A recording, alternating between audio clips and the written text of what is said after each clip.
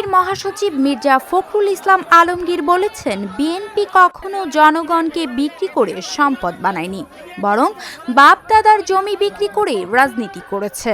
রোববার ঠাকুরগাঁও সদর উপজেলায় সালন্দর ইউনিয়নে নির্বাচনী গণসংযোগ সভায় এসব কথা বলেন তিনি। মির্জা ফখরুল বলেন, বিএনপি মানুষের কল্যাণে কাজ করতে চায় এবং উদার গণতন্ত্র প্রতিষ্ঠার মাধ্যমে জনগণের কথা বলার অধিকার ফিরিয়ে দিতে চায়।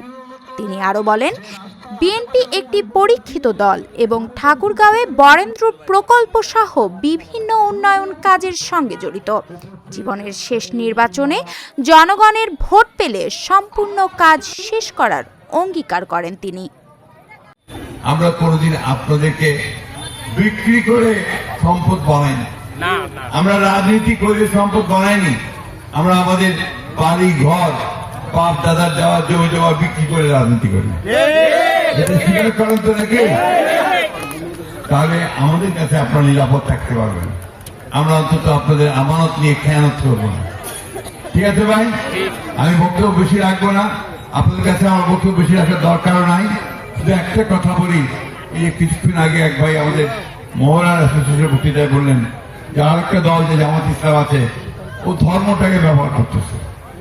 রাজনীতিতে ধর্মের ব্যবহারটা ঠিক না, ঠিক না। এখানে অনেক রকম কথা বলতে হয়, অনেক রকম সুযোগ আছে। এখানে ধর্মকে কত ধর্মের মানুষ আছে, হিন্দু ধর্মের মানুষ আছে, বৌদ্ধ ধর্মের মানুষ আছে, আমাদের সাঁওতাল ভাইরা আছে, সকল ধর্মকে এক। তাহলে ওখানে ধর্মকে টেনে আনে, এটা একটা পক্ষপাতিত্ব হবে, ঠিক না? এইখানে আমাদের কথা সোজা কথা, আমরা মানুষের কল্যাণ করতে চাই, এই দেশে উদারপন্থী গণতন্ত্র চাই,